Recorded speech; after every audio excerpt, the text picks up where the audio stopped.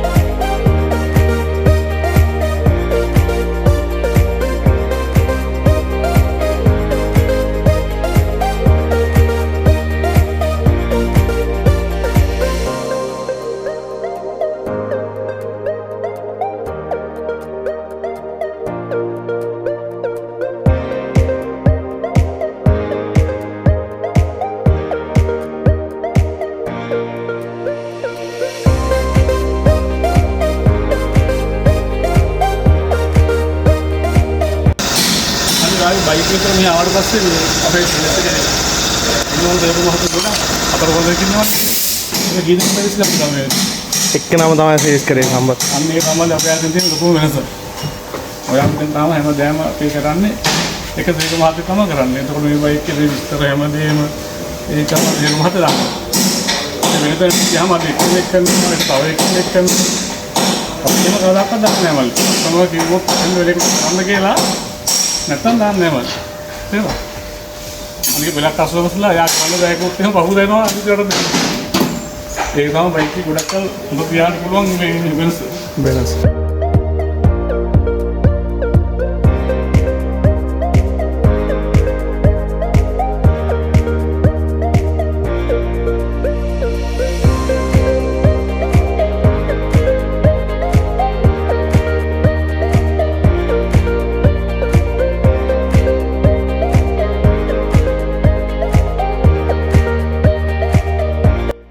වෙලක් කියලාවට පළවෙනි සර්විස් එකේ ටැපර් සද්ද බයික් එනවා. ඒක සාමාන්‍ය දෙයක්.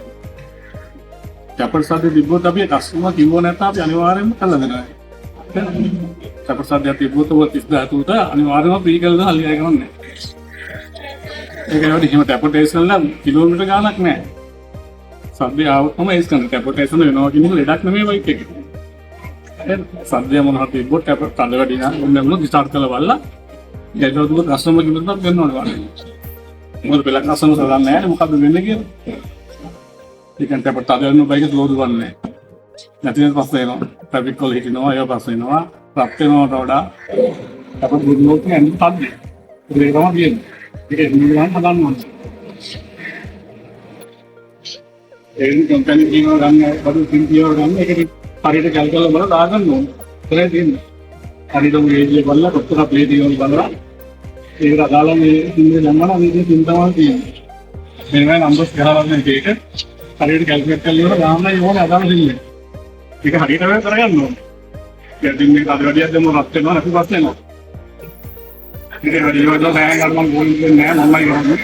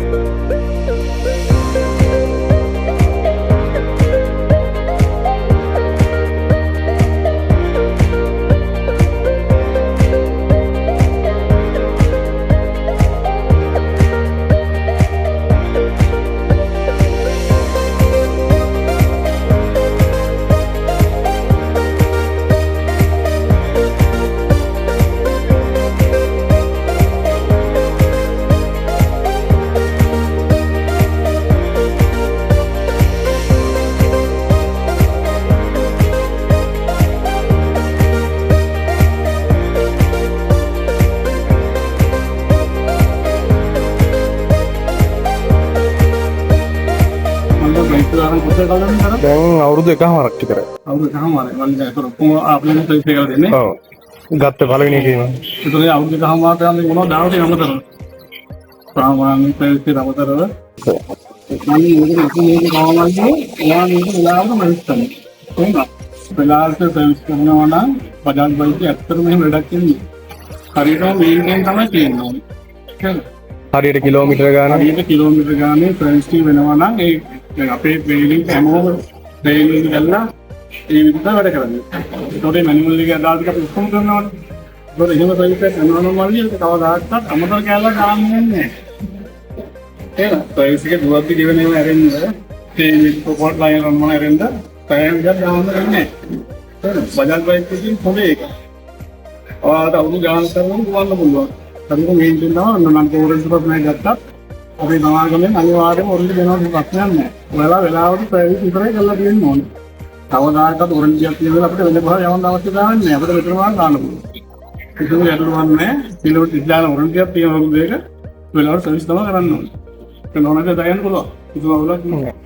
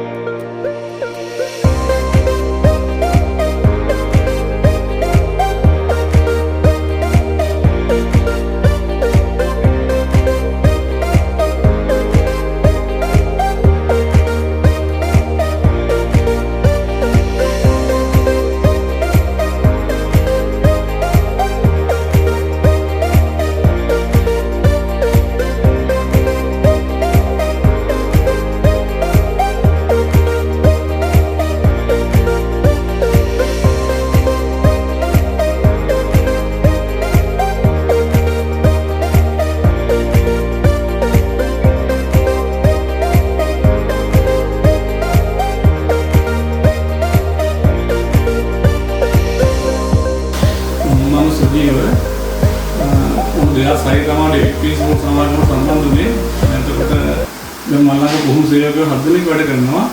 ඔක්කොම ඩේට් සමාගම ට්‍රේනින් කට්ටිය.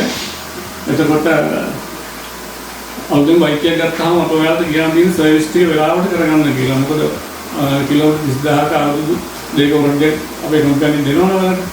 එතකොට මේ වෙලාවට සර්විස් කරලා තිබ්බේ නැත්නම් ඒ වරන්ටි හම්බෙන්නේ නැහැ. ඒ හින්දා හරියටම කිලෝමීටර් 2500ක් සර්විස් ටික වෙලාවට කරගන්න ඕන. විශේෂයෙන්ම කියන්න ඕන මේ බජාජ් ඔයිල් අරෙන්න වෙන ඔයිල් දැම්මොත් අපේ වරන්ටි කැන්සල් වෙනවා. ඒකින්ද මේ බජාජ් ඔයිල් බයික් වල දාන්නකෝ අපි කියන්නේ. එහෙම කරගෙන යනකොට මේ වරන්ටි ප්‍රශ්නයක් ආවොත් අපි අර දෙන බයික් වලට අපි අනිවාර්යයෙන් වරන්ටි දෙනවා. ආයෙත් සූ දෙයක් එවන්නේ. වරන්ටි ප්‍රශ්නයක් ආවොත් අපිට විතරින් ඉවර කරන්න පුළුවන්. එතකොට ෆුල් සර්විස් කරද්දී නෝමල් සර්විස් කරද්දී වෙන්න ඕන ටික හරියටම බලලා කරගන්න ඕන.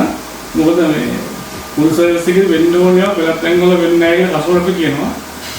අපේ යාත්‍රේ කරද්දී ෆුල් සර්විස් එක වෙන්න හැමදේම කරනවා. දැන් අලුත් EFI බයික් වල එහෙම ෆුල් සර්විස් එකේදී අනිවාර්යයෙන් පෙට්‍රල් ටැංකිය සුද්ධ කරන්න ඕනේ. කිලෝමීටර් 10000 කරලා පෙට්‍රල් ෆිල්ටරේ එතකොට පෙට්‍රල් පම්ප් එක ඒක ඔක්කොම අනිවාර්යයෙන් ක්ලීන් කරන්න ඕන.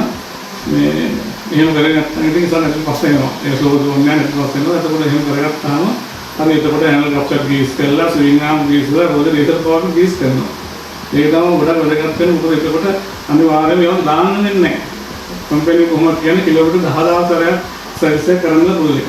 අපි අනික බජාජ් KTM දෙකම කරනවා. එතකොට ඒ ප්‍රශ්න ඕනෙකට අපදාමාගෙන ඒවා අවලංගන්න පුළුවන් ඔය ඇතුලේ. ස්තුතියි.